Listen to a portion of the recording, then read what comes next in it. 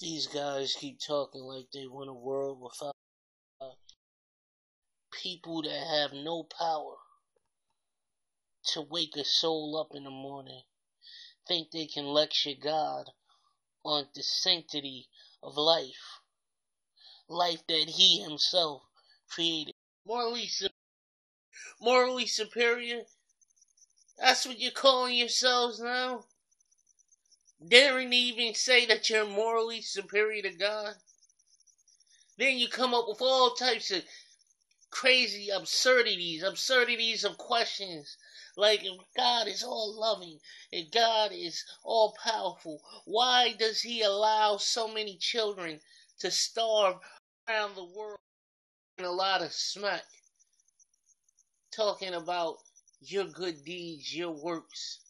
You're the same people who walk past the homeless every day, won't even offer them a quarter nor a dime.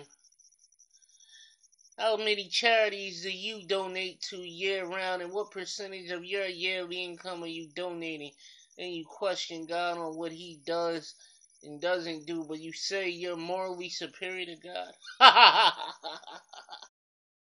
Hypocrites and liars, you brood of viper. Aaron Rod dared to say, it is not our demographic that has the most divorces, chemical dependencies, domestic violences, criminal convictions, or even abortions. The only thing we might have more of is diplomas. What a crock up. And listen at old man Dillahunty. He likes to agitate, saying he's tired of living in a world where we stupidly sit by and allow people to pretend to have the moral high ground when they are advocating and making excuses for moral absurdities and atrocities. Moral high ground. Without God, there is no moral ground for anyone to stand on.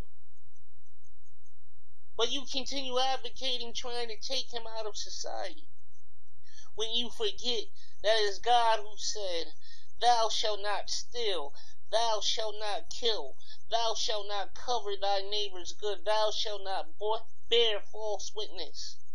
Honor thy father and mother, that thy days might be long on the earth."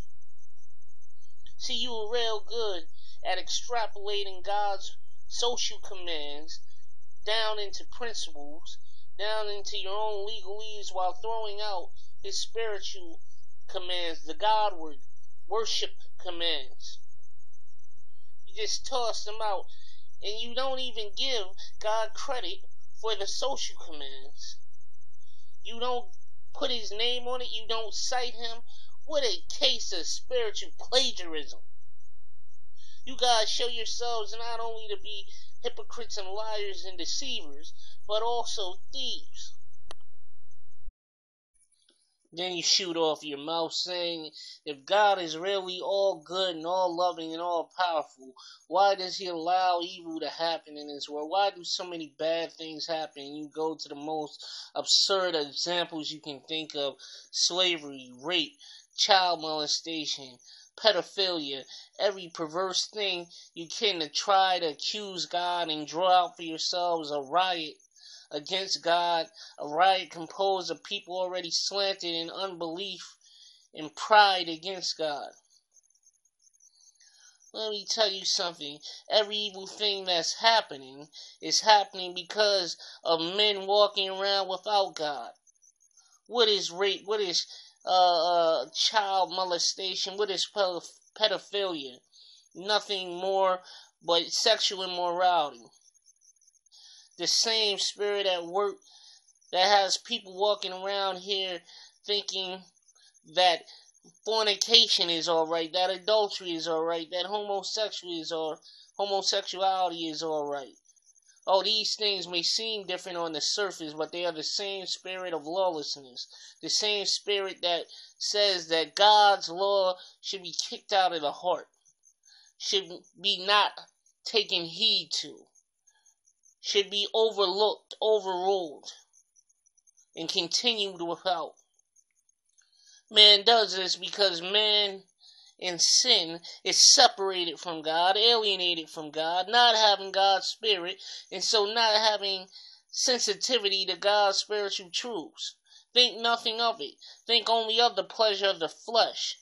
And any restraint that they think they have is for the sake of other avenues of the flesh. Why do we have so many murders around here? Why do we have so many people killing? I think it is inclined to happen when sinners are overrun with their hearts and minds that say that there is no God. There is no God, and so, by extension, no purpose giver to life, and then life inherently loses its value. No purpose, just cosmic accidents anyway. Why not kill? Why not destroy? Nothing matters. Except how we make it matter. Morality becomes in the eyes of the beholder. The value of life becomes in the eyes of the beholder. So what happened when the beholder is holding low? These atrocities and absurdities you speak of come from man being without God. This is what happens when man tries to walk around in God's world and live in God's world and manipulate and navigate God's world without God and His understanding and His purpose. And that's why we need Jesus Christ, because He is our bridge to God. You need Jesus Christ. But then again, I said, we ask why do these things happen? If God is really up there, God answered, and it was recorded 2,700 years ago or so in the book of Proverbs. He said,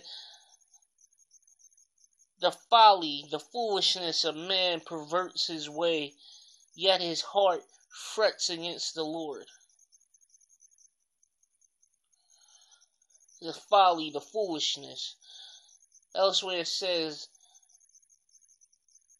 the fool says in his heart that there is no God. It is a person saying in their heart that there is no God that perverts their way. And then their heart, or our hearts as a collective species, fret against the Lord. Because hearts, human hearts, said in their hearts and acted accordingly, saying that there is no God. Now you talk about circular reasoning. That's you guys, circular reasoning. Time is running out.